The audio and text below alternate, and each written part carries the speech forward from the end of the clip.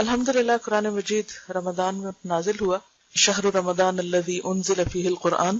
ویسے تو عام دنوں میں بھی قرآن مجید پڑھنا چاہیے کثرت کے ساتھ، اس کے ساتھ ایک مضبوط تعلق ہونا چاہیے، کیونکہ قرآن مجید ہی وہ واحد چیز ہے جس کے ذریعے بندہ اللہ تعالیٰ سے براہ راست جڑ جاتا، یعنی ڈائریکٹ ریلیشن شپ، ڈائریکٹ کانٹیکٹ. کیونکہ ایک حدیث کے مطابق قرآن کریم کا ایک سرا بندے کے ہاتھ میں اور دوسرا اللہ کے ہاتھ میں. تو گویا وہ چیز جو براہ راست ڈائریکٹ اللہ کی طرف سے آ رہی ہے، دوسری طرف اگر ہم اس کو تھام لیتے ہیں، پکڑ لیتے ہیں، تو اس کا کیا معنی ہے؟ ہم ایک طرف سے اللہ تعالیٰ سے جڑ جاتے ہیں، اور جب اس کو چھوڑتے ہیں تو گویا ہم اللہ تعالیٰ سے دور ہو جاتے ہیں. اور قرآن پاک کے پکڑنے کا مطلب کیا ہے؟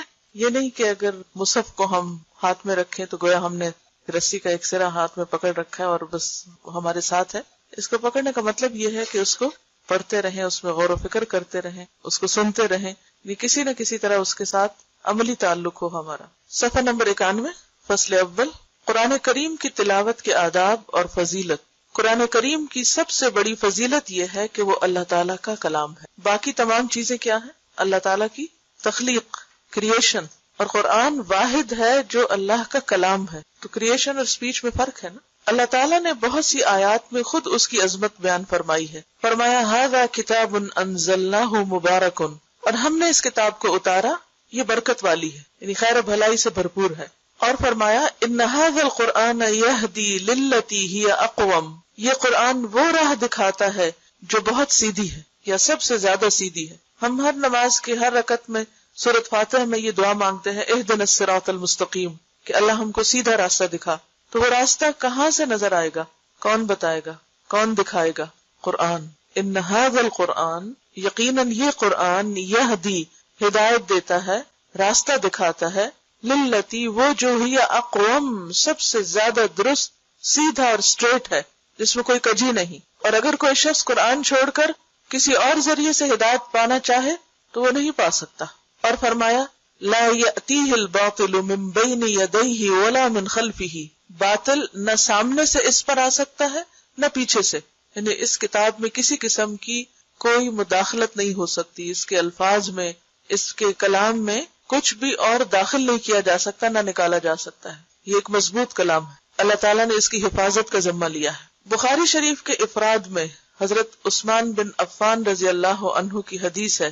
افراد کا کیا معنی ہے؟ افراد بخاری شریف کے افراد میں آپ نے لفظ متفق علیہ سنا، کیا مطلب ہے جسے بخاری اور مسلم نے روایت کیا ہے؟ اور افراد کا پھر کیا معنی ہوگا؟ اکیلے بخاری نے جس کا روایت کی. نبی صلی اللہ علیہ وسلم نے فرمایا تم میں سے بہترین آدمی وہ ہے جو قرآن سیکھے اور سکھائے. خیرکم من تعلم القرآن وعلمہ. اور حضرت انس رضی اللہ عنہ نے کہا رسول اللہ صلی اللہ علیہ وسلم نے فرمایا کچھ بندے اللہ تعالیٰ کا اہل و عیال ہیں. کہا گیا اے اللہ کے رسول صلی اللہ علیہ وسلم وہ کون لوگ ہیں، یعنی جن کو اللہ نے اپنا اہل و عیال کہا ہے؟ تو فرمایا قرآن والے ہی اللہ کا اہل و عیال اور اس کے خاص بندے ہیں. اسے نسائی نے روایت کیا ہے اور حدیث صحیح ہے. اہل عیال کون ہوتا ہے؟ کس کو کہتے ہیں؟ فیملی کو. ویسے تو اللہ کا کوئی بیٹا نہیں، کوئی بیوی نہیں، کوئی رشتہ دار نہیں، لیکن قرآن والوں کو اللہ تعالیٰ نے اپنے فیملی کس اعتبار سے کہا ہے؟ ان کو عزت اور تشریف اور اعلیٰ مقام دینے کے لیے. فیملی سے کیوں تشبیہ دی؟ کہ فیملی کیوں کہا؟ اہل و عیال کیوں کہا ہے؟ کلوز. کیونکہ انسان کے سب سے زیادہ قریب اس کے اہل و عیال ہوتے ہیں. ہم میں سے ہر شخص چاہتا ہے کہ وہ اللہ کا مقرب بندہ بنے، اللہ کے قریب ہو، اللہ کا قرب اس کو نصیب ہو، اسے اللہ کی محبت نصیب ہو، وہ اللہ تعالیٰ کے خاص خاص خاص بندوں میں شمار ہو. ہر ایک کا یہ شوق ہوتا ہے، لیکن وہ کون سا طریقہ ہے، کون سا نسخہ ہے، وہ کیا ذریعہ ہے کہ ہم اس کے خاص بندے، کیونکہ اس حدیث کی وضاحت خود حدیث کے الفاظ میں ہے. اور اس کے خاص بندے، کیونکہ خاص بندے، اسپیشل پیپل، قریب ترین لوگ انسان کے لیے کون ہوتے؟ اس کے گھر والے. اور پھر اللہ تعالیٰ جب کسی کو اپنا اہل کہتا ہے تو اس کا مطلب یہ کہ وہ میرا خاص چنا ہوا بندہ ہے، قریب ترین ہے. وہ لوگ جو اس کو بہت پہچانتے ہیں. اور اللہ کی پہچان کہاں سے ہو سکتی؟ اس کے کلام کے ذریعے. اس کو اس طرح بھی سمجھ سکتے ہیں کہ کسی کو بھی اگر آپ سمجھنا چاہیں تو صرف اس کی شکل و صورت سے نہیں سمجھ سکتے. جیسے شیخ سعدی نے کہا نا کہ انسان کے عیب و ہنر چھپے رہتے ہیں جب تک وہ خاموش رہتا ہے، اور جب وہ بولتا ہے، جب وہ بات کرتا ہے تو اس کی خوبیاں اور خامیاں کھل کے سامنے آ جاتی. کسی انسان کو بھی پرکھنے کا ذریعہ کیا ہے؟ اس کا کلام، اس کی بات، اس کی گفتگو کا انداز.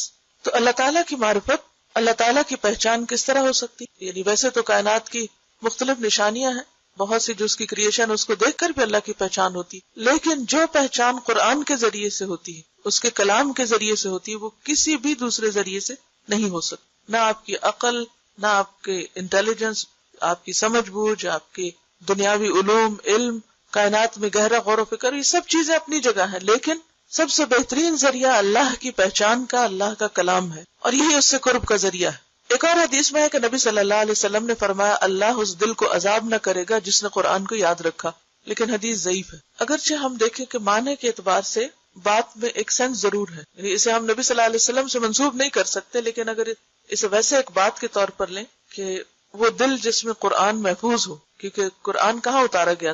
دل پر. اور جب ہم اسے یاد کرتے ہیں، اسے غور و فکر کرتے ہیں، پڑھتے ہیں، سمجھتے ہیں، تو سب سے زیادہ کیا چیز انوالو ہوتی؟ دل. تو وہ دل اللہ کے قریب ہوتا ہے، اللہ تعالیٰ کی رحمت تلے ہوتا ہے، جس دل میں قرآن کی محبت ہوتی ہے، اور جس دل میں قرآن محفوظ ہوتا ہے، اور جس پر قرآن ایک طرح سے نازل ہوتا ہے. یعنی نازل ہونے کا مطلب وحی کا نازل ہونا نہیں ہے، نازل ہونے کا مطلب اس کے معانی کا انکشاف ہے، اور اس کے اندر غور و فکر کی صلاحیت ہے. تو وہ جگہ جو ہر وقت قرآن میں مشغول ہو، آپ دیکھیے کہ جس جگہ قرآن مجید پڑھا جا رہا ہو تو کیا ہوتا ہے؟ اس جگہ پر رحمت اور سکینت نازل ہوتی ہے. حدیث میں آتا ہے نا، مجتمع قوم فی بیت من بیوت اللہ یتلون کتاب اللہ ویتدارسونہ بینہم الا ونزلت علیہم السکینہ وغشیتہم الرحمہ وحفتہم الملائکہ، کہ جب بھی کچھ لوگ اللہ کے گھروں میں سے کسی گھر میں اکٹھے ہو کر کیا کرتے ہیں؟ جمع ہو کر یتلون کتاب اللہ کی کتاب پڑھتے، ویتدارسونہ بینہم، اور آپس میں اس کو سیکھتے سکھاتے ہیں، الا ونزلت علیہم السکینہ، مگر ان پر سکینت اترنے لگتی، غشیتہم الرحمہ، رحمت ان کو ڈھانپ لیتی، حفتہم الملائکہ، ملائکہ ان کو اپنے گھیرے میں لے لیتے ہیں. اگر اس جگہ کے ساتھ یہ معاملہ ہوتا ہے جہاں قرآن پڑھا جاتا ہے، تو وہ دل جو قرآن کی محبت سے سرشار ہو اور اس میں غور و فکر میں مشغول ہو، تو یقیناً وہ بھی اللہ کی رحمت کا مستحق ہوگا. اس کے برعکس وہ دل جس میں حسد اور بغض اور نفرت اور کینہ اور بہت سی اور منفی چیزیں بھری بھی ہوں، تو اس کے بارے میں کیا آتا ہے؟ اور بخل خاص طور پر قرآن مجید میں آتا ہے نا، آگ جو ہے وہ ان کے دلوں تک پہنچ جائے گی. تطلع علی الافئدہ، ویل لکل ہمزہ میں آتا ہے نا، ویل لکل ہمزۃ لمزہ الذی جمع مالا وعددہ، وہ جس نے مال جمع کیا اور گن گن کے رکھا، یحسب ان مالہ اخلدہ، وہ سمجھتا ہے کہ اس کا مال ہمیشہ اس کے پاس رہے گا. کلا، ہرگز نہیں، لینبذن فی الحطمہ، وہ ضرور بضرور توڑ پھوڑ دینے والی میں پھینکا جائے گا. حطمہ جہنم کا ایک نام ہے. وما ادراک ما الحطمہ، اور تمہیں کیا معلوم کہ حطمہ کیا ہے؟ نار اللہ، اللہ کی آگ، الموقدہ، جو بھڑکائی جا چکی، التی تطلع علی الافئدہ، وہ جو دلوں کو جا پکڑے گی. ویسے تو آگ سارے جسم کو پکڑے گی، لیکن خصوصی طور پر دل کو کیوں جا کے پکڑے گی؟ کیونکہ دل ہی مرکز تھا دنیا کی محبت کا.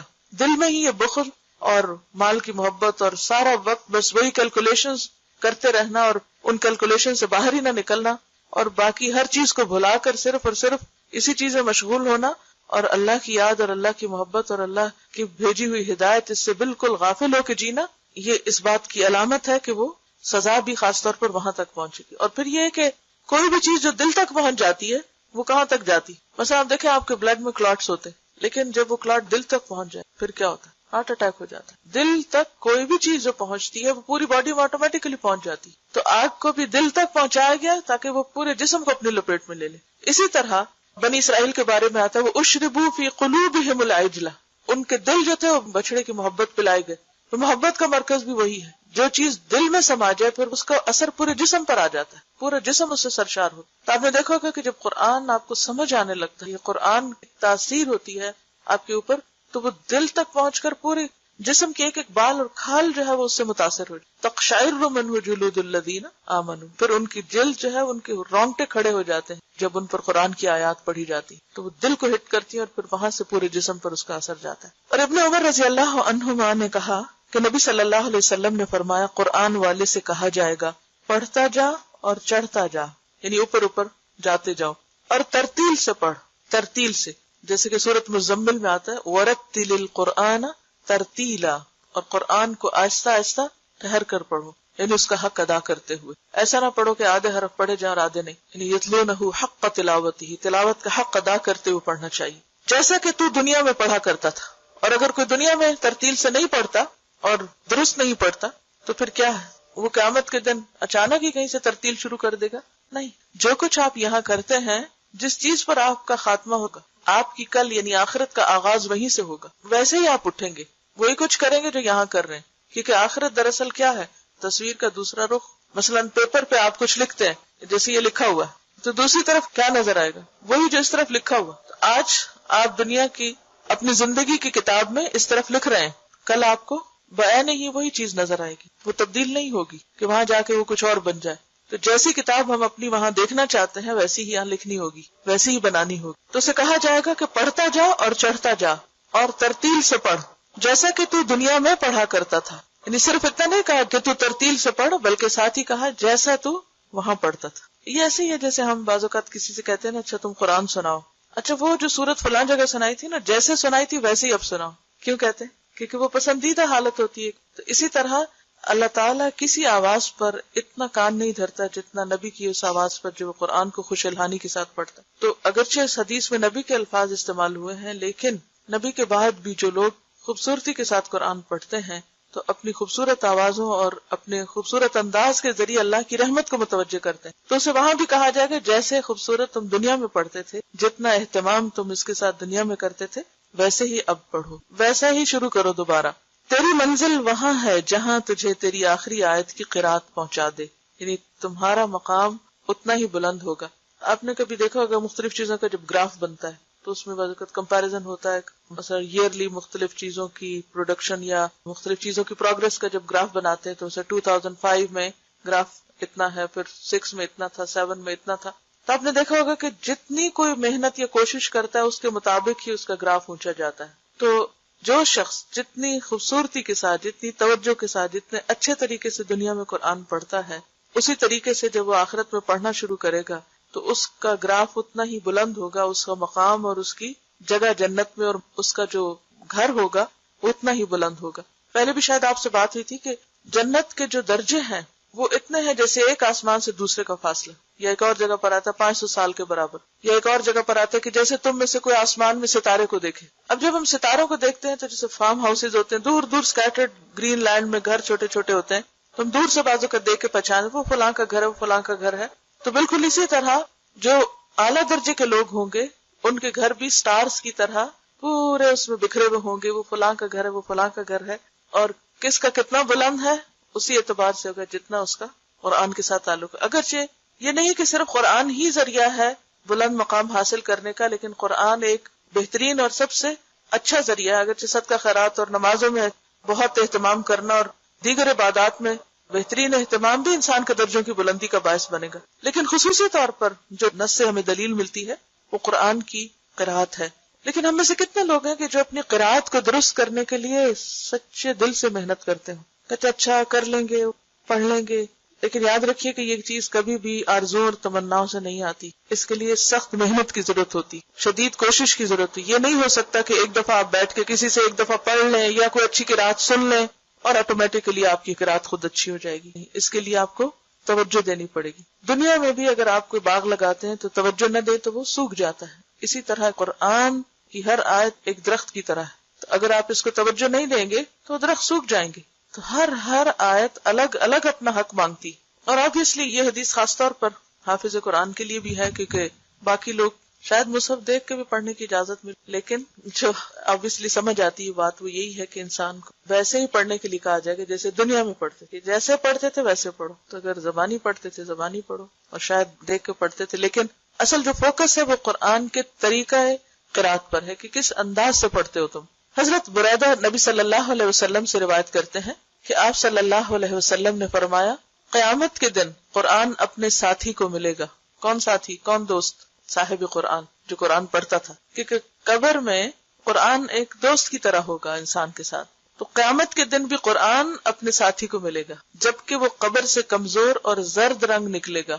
یعنی قبر سے جب اٹھایا جائے گا تو وہ کمزور، ویک، زرد رنگ کا ہوگا. وہ کیوں؟ انسان قبر سے نکل کے ایسا کیوں ہوگا؟ اور یہ بھی حسن حدیث ہے، مسند احمد کی روایت ہے. یہ بیسیکلی قیامت کے دن قبروں سے جب لوگ نکلیں گے تو صاحب قرآن جب اٹھے گا تو کمزور ہوگا، زرد رنگ کا ہوگا. کیوں؟ قبر میں رہنے کی وجہ سے یا کسی اور وجہ سے؟ خوف سے اور دنیا میں قرآن پڑھنے کی وجہ سے قرآن کے ساتھ گہرا تعلق رکھنے کی وجہ سے جو اس کی حالت ہو گئی تھی اس کے ساتھ ہی وہ فوت ہوا، اسی حال پہ دفن ہوا، اسی طرح اٹھے گا۔ قرآن پاک میں منافقین کی صفت کیا آتی؟ اذا رأیتہم تعجبک اجسامہم، جب تم انہیں دیکھو تو ان کے جسم تمہیں بہت متاثر کریں، کیونکہ ان کی ساری توجہ کس پر ہے؟ جسموں کی طرف۔ اور بات یہ ہے کہ اگر آپ کسی فٹنس پروگرام میں شریک ہو جائیں تو پھر آپ کسی اور چیز کی طرف توجہ نہیں کر سکتے، اور اگر آپ قرآن پروگرام میں شریک ہو جائیں تو پھر جسم متاثر ہوتے ہیں۔ اور کثرت قرات جو ہے یا قرآن کے ساتھ جو مشغولیت ہے وہ بہرحال انسان کو، کیونکہ قرآن وہ کلام ہے جو پہاڑ پہ اتارا جاتا تو کیا ہوتا؟ لو انزلنا هذا القرآن على جبل لرأيته خاشعا متصدعا من خشية الله، اگر ہم یہ قرآن پہاڑ پر اتارتے تو تم دیکھتے کہ پہاڑ اللہ کی خشیت سے دب جاتا، ٹکڑے ٹکڑے ہو جاتا، خاشع خشوع سے جھک جاتا، دب جاتا، یعنی بیٹھ جاتا۔ اس کی وہ جو اونچائی ہے نا، وہ جو چوٹی اٹھی ہوئی ہے، وہ اٹھی ہوئی چوٹی نہ رہتی بلکہ کیا ہوتی؟ دب جاتی، یعنی اتنی اس کے اندر تواضع آ جاتی۔ پہاڑ اصل میں ایک گرینڈر اور ایک تکبر کی علامت بھی، کہ جب قرآن پاک میں تکبر والی چال کا ذکر آتا ہے تو وہاں پر آتا ہے انک لن تخرق الارض ولن تبلغ الجبال طولا، تم پہاڑوں کی بلندی کو نہیں پہنچ سکتے۔ تو وہ پہاڑوں کی جو اونچائی اور بلندی ہے ایک سمبل بھی ہے اونچا ہونے کا۔ تو پہاڑ بھی قرآن کی وجہ سے کیا ہو جاتے؟ ان کا تکبر اور ان کی اونچائی اور بڑائی ختم ہو جاتی، بیٹھ جاتے، اور صرف بیٹھتے ہی نہ، متصدعن، ٹکڑے ٹکڑے ہوتے۔ اگر آپ نے کبھی کوئی سین دیکھا ہو ڈائنامائٹ سے پہاڑ کو توڑنے کا تو آپ دیکھیں چھوٹی چھوٹی اس کی جو کرچیاں ہوتی ہیں نا وہ یوں اڑ رہی ہوتی دھول بن کے، اور کیا انسان متاثر نہ ہوگا؟ آپ نے دیکھا ہوگا کہ جب بچے حفظ کر رہے ہوتے ہیں یا جو لوگ واقعی قرآن کے ساتھ تعلق رکھے ہوئے ہوتے ہیں اور حقیقی معنوں میں، کیونکہ انما یخشی اللہ من عبادہ العلماء، اگر قرآن دل میں جاتا ہے نا، اندر اترتا ہے تو ضرور متاثر کرتا ہے، لازمی طور پر انسان کے اندر عاجزی آتی، اور اگر وہ دل میں نہ جائے، اوپر اوپر رہے تو پھر وہ انسان کی شان تو بلند رہے گی مگر اس کے اندر یہ خصوصیت نہیں آ سکتی۔ تو یہ کوئی معمولی کتاب نہیں ہے، کوئی معمولی کلام نہیں ہے، اس کو اٹھانا اور اس کو محفوظ کرنا اور اس کا حق ادا کرنا انسان کی انرجی لیتا ہے۔ تو قیامت کے دن جب قبر سے اٹھے گا انسان زرد رنگ کا ملگجے حال والا، تو پھر کیا ہوگا؟ قرآن فوراً آ جائے گا ملاقات کے، سوچیے، اور کہے گا کیا تو مجھے پہچانتا ہے؟ مجھے جانتے ہو؟ پہچانو میں کون ہوں۔ ایسا کب ہوتا ہے؟ جب آپ کو کوئی بچھڑا ہوا دوست بہت عرصے کے بعد ملے، مثلا بچپن کے دوست اب اگر آپ کو ملے، جیسے اگر آپ کی 40-50 عمر ہو گئی ہے، اسکول کے، کالج کے، تو سب کے حلیے بدلے ہوئے ہوتے ہیں نا، سب کی شکلوں میں کچھ نہ کچھ فرق آ چکا ہوتا ہے، فٹنس، ہر چیز بدل چکی۔ پھر کیا کہتے ہیں؟ پہچانتے ہو مجھے؟ کون ہوں میں؟ وہی تمہارا وہ ساتھی جو فلاں جگہ تمہارے ساتھ پڑا تھا۔ تو قرآن بھی کہے گا کیا تو مجھے پہچانتا ہے؟ وہ کہے گا میں نہیں پہچانتا۔ کیوں کہے گا؟ ایک تو وہ ہال ایسا ہوگا قبر سے نکلنے کا، اور دوسرا یہ کہ ظاہر ہے کہ کسی فزیکل شیپ میں تو قرآن کو کسی نے دیکھا نہیں دنیا میں۔ وہ کہے گا میں تیرا ساتھی قرآن ہوں، کہ میں نے تجھے گرمی میں پیاسا رکھا، کیونکہ یہ نہیں ہو سکتا کہ آپ قرات کریں اور آپ خوب پانی بھی پیئیں، بھول جاتے ہیں آپ پانی پی۔ میں نے تجھے گرمی میں پیاسا رکھا اور رات کو جگایا، کیونکہ رات بہترین وقت ہے قرآن کو پڑھنے اور سننے اور یاد کرنے۔ کیوں؟ کیونکہ یکسوئی ہوتی ہے۔ نبی صلی اللہ علیہ وسلم سے بھی کیا کہا گیا شروع کی جب سورۃ المزمل نازل، بالکل ابتدائی دور کی صورت ہو، قم اللیل الا قلیلا نصفہ او انقص منہ او زد علیہ ورتل القرآن ترتیلا انا سنلقی علیک قولا ثقیلا، ہم آپ پر بہت بھاری بات نازل کرنے والے ہیں، اتارنے والے ہیں، ڈالنے والے ہیں۔ تو قم اللیل، قرآن اور رات کا ایک خصوصی تعلق ہے۔ جو لوگ رات کو قرآن نہیں پڑھتے، قرآن پوری طرح ان کے اندر نہیں اتر سکتا۔ انسان رات کو صرف وہ کام کرتا ہے جس کا اسے بہت شوق ہو، ورنہ نیند کسی بھی چیز کے لیے قربان نہیں کی جا سکتی۔ انسان نیند کس چیز کے لیے قربان کر سکتا؟ آپ کب جاگتے ہیں؟ سوچیں۔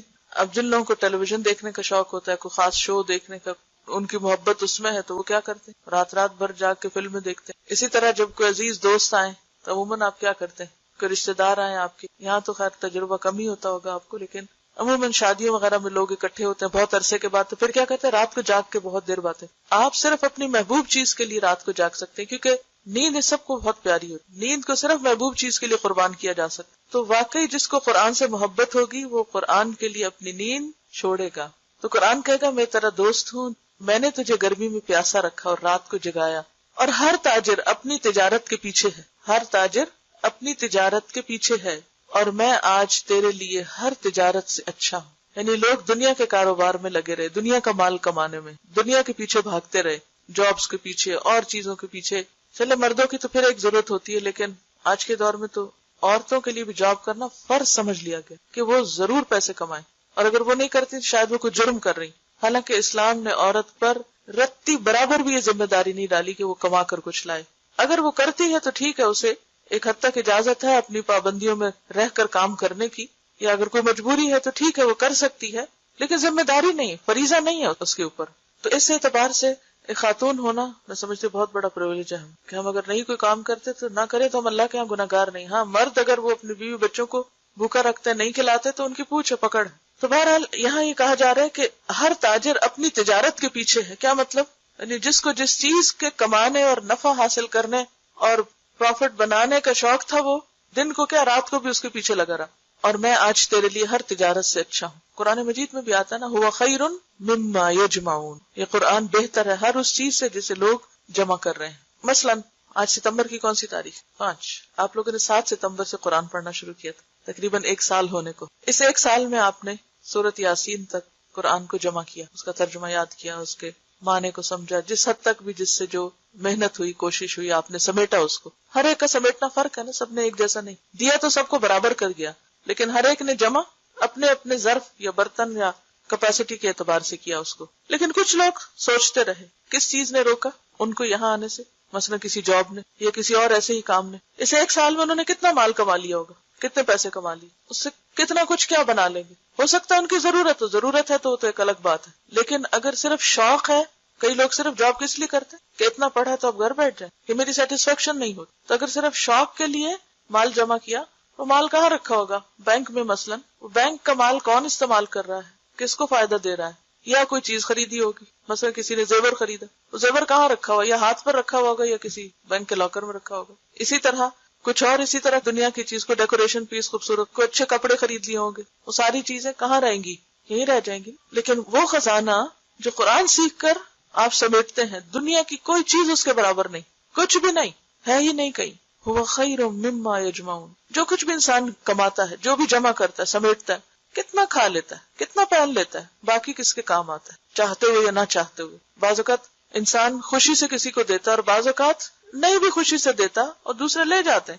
اور وہ کس کام لگاتے ہیں اس کو؟ مثلا ہماری اولاد لے جاتی ہے، کوئی بھی لے جائے، کس کام لگائیں گے؟ ہمیں نہیں پتا کیا کریں گے ہمارے مال سے، ہمارے کام تو نہیں آئے. ما اغنی عنہ مالہ وما کسب، اگر نیت درست نہیں، مقصد درست نہیں تو کمایا ہوا مال بھی کام نہیں آئے گا، سب کچھ یہیں رہ جائے گا. تو وہ کہے گا ہر تاجر اپنی تجارت کے پیچھے ہے اور میں آج تیرے لیے ہر تجارت سے اچھا ہوں. پھر اس کے دائیں ہاتھ میں اختیار دیا جائے گا. حکومت کا بھی لفظ آتا ہے، ملک کا لفظ آتا ہے عربی میں. اور بائیں ہاتھ میں ہمیشہ رہنا، خالدین فیہا جیسے قرآن میں آتا ہے.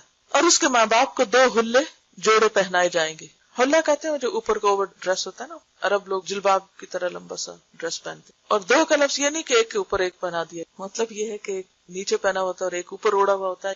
خدائی بہتر جانتا ہے ان کی اصل صورت کیا ہوگی اور اس کی قیمت کیا ہوگی کہ ساری دنیا ان کی قیمت نہیں بن سکتی. پوری دنیا کا مال خرچ کر کے آپ دنیا میں وہ کپڑا نہیں خرید سکتے. وہ کہیں گے یہ حلے ہمیں کس سبب سے پہنائے گئے ہیں، اتنے خوبصورت کپڑے ہمیں کیوں دیے جا رہے ہیں؟ کہا جائے گا تمہارے بیٹے نے قرآن یاد کیا تھا. اور اگر ماں باپ کی یہ عزت ہے تو خود اس شخص کی عزت کیا ہوگی، خود اس کو کیا دیا جائے گا، کیا پہنایا جائے گا. پھر کہا جائے گا جنت کے درجات اور بالا خانوں میں پڑھتا جا اور چڑھتا جا. اقرا ورتقی کا لفظ آتا ہے عربی، ترقی کرتے جاؤ.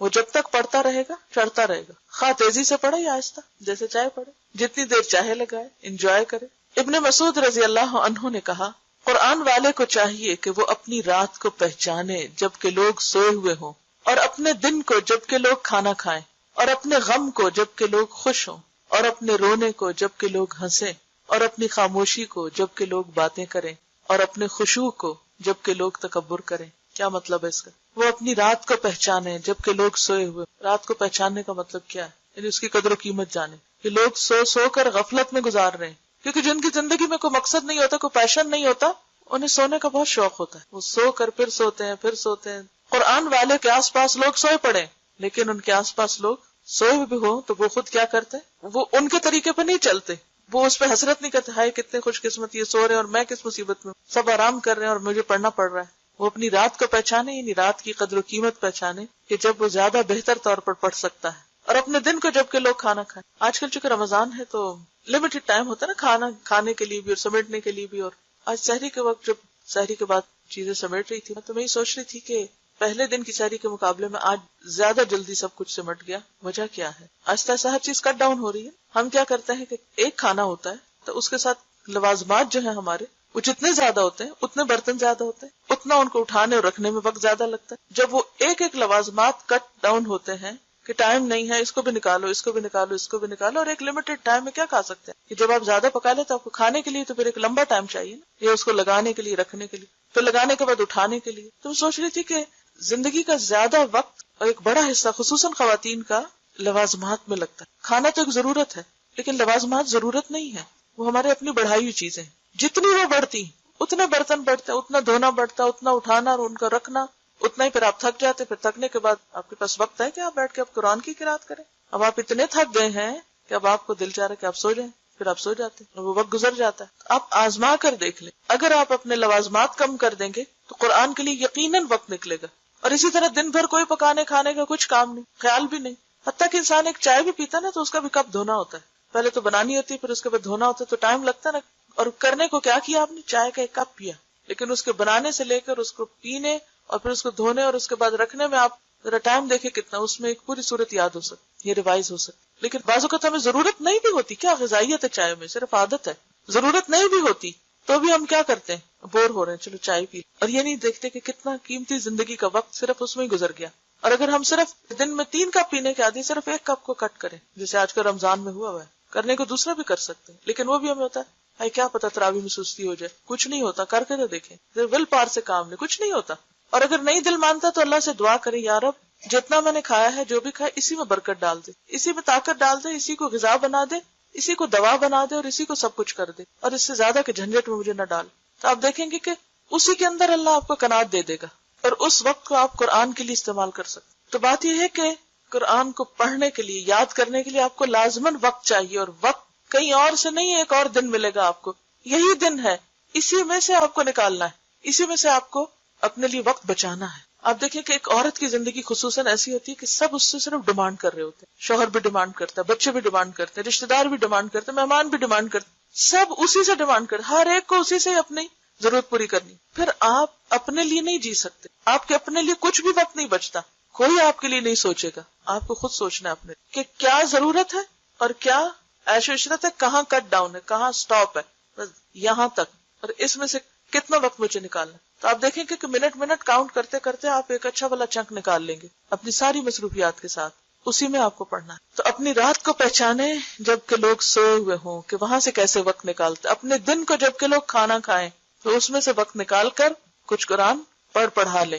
اور اپنے غم کو جب کہ لوگ خوش ہوں, کیونکہ خوشی اور ایکسائٹمنٹ میں بھی لوگ بھول جاتے ہیں کہ ابھی انہیں کچھ کام کرنا ہے. اور سب سے زیادہ کیا بھولتے ہیں, یا نماز چھوٹی کریں گے یا قرآن کا سبق چھوڑ دیں گے, کیونکہ آج ہم خوش ہیں, کہ آج خوشی کا موقع ہے. خوشی کے دن بھی کوئی ایسا کرتا ہے. سوچیے اپنی کسی بھی پارٹی, کسی بھی شادی, کسی بھی خاص دن کو کہ کیا اس دن بھی آپ نے قرآن پڑھا تھا, یا یاد رہا آپ کو پڑھنا. تو جو صاحب قرآن ہوتے ہیں وہ کس طرح صاحب قرآن بنتے ہیں, وہ کس طرح اللہ کے خاص بنتے ہیں, جبکہ لوگ خوش ہو رہے ہوں تو ان کو اپنا غم نہ بھولے. ان کا غم کیا ہوتا ہے میرا قرآن کا وقت ہے, میرا پڑھنا, یہ ہے غم. اپنے غم کو نہ بھولے جبکہ لوگ خوش ہو رہے ہوں, غم کو نہ بھولیں. یہ نہیں کہ وہ کسی 10 سال پہلے مرے ہوئے شخص کو یاد کر کے رونا شروع کر دیں. کچھ لوگ ہوتے ہیں زندگی میں ایسے کہ چاہے 10 سے 20 سال بھی پہلے پہنچو تو ان کو یاد کر کے رونا آتا ہے, لیکن ان کو بھی ہمارا رونا کیا فائدہ. مجھے کبھی بھی رونا ہو نا, میں صرف ایک لمحے کے لیے اپنے والد کو یاد کروں تو میں رو سکتی. اتنی شدید محبت تھی مجھے ان سے, اور قرآن کی وجہ سے. ہر بیٹی کو باپ سے محبت ہوتی ہے, لیکن چونکہ انہوں نے مجھے قرآن دیا, قرآن سے مجھے محبت, اور اس محبت کی وجہ سے ان سے محبت ہے. تو کسی بھی لمحے میں رو سکتی ہوں, مجھے رونا مشکل نہیں اگر میں ان کو یاد کروں, لیکن میرا رونا ان کو کیا فائدہ دے اور مجھے کیا فائدہ دے. تو میں فوراً اس وقت کو پھر واپس قرآن کی طرف لاتی, کیوں نہ میں کچھ اس میں سے پڑھا لوں تاکہ ان کے لیے صدقہ جاریہ بنوں. تو جب لوگ اپنی دنیا میں مست ہوں, باتوں میں, فضول گفتگو میں, تو صاحب قرآن اس میں شریک نہ ہو. وہ اپنے وقت کو پہچانے اور اپنے قرآن کی طرف مائل ہو جائے. اور اپنے رونے کو جب کہ لوگ ہنسیں, کہ لوگ غفلت سے ہنس رہے ہیں تو اس کو کیوں رونا آئے, کہ کیوں بھول گئے.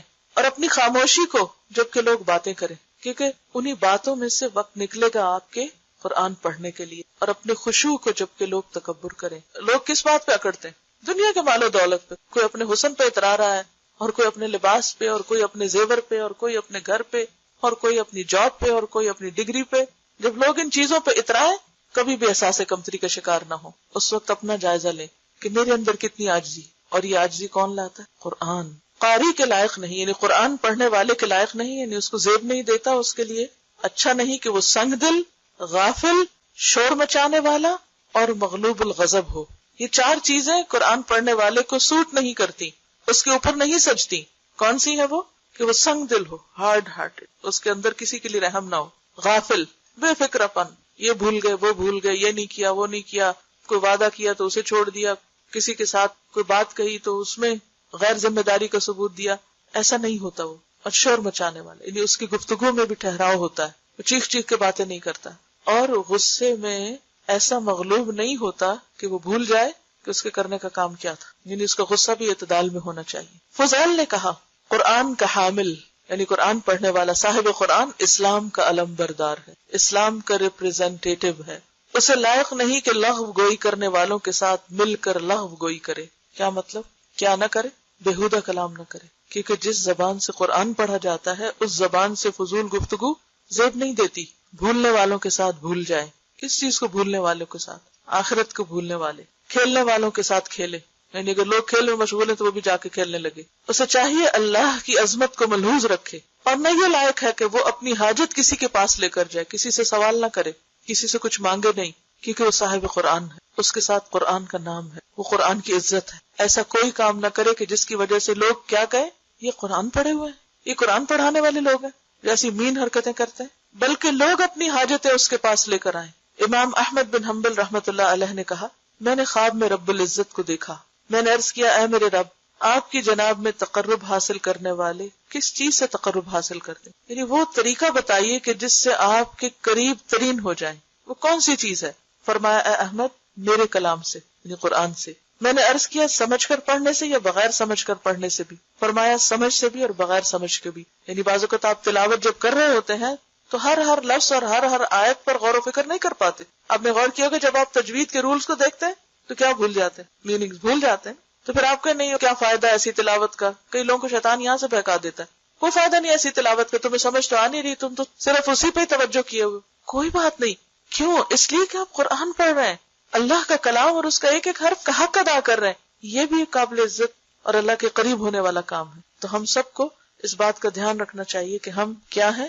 حامل قرآن ہے، صاحب قرآن ہے. ہمارا اخلاق صاحب قرآن ہونے کو ریپرزینٹ کریں. دنیاوی خواہشات اور دنیاوی ضرورتیں کے لالچ رکھنا دل میں اور دنیا کی محبت رکھنا بیسیکلی، کیونکہ قرآن ایسی چیز ہے بابرکت کہ جس کے ساتھ ہر برکت اترتی ہے. لیکن اگر انسان کے دل کے اندر لالچ ہے تو برکتیں چھن جاتی. قرآن پڑھانے کے بعد سوائے اللہ کے انسان کسی چیز کی طرف خواہش نہ رکھے، یعنی دنیا کی حسرت اس کے دل میں. کیونکہ قرآن پڑھنے کے بعد اگر کوئی شخص دنیا کی محبت رکھتا ہے یا کسی اور چیز کو اس سے بڑھ کے امپورٹنس دیتا ہے تو وہ قرآن کی ناقدری کرتا ہے.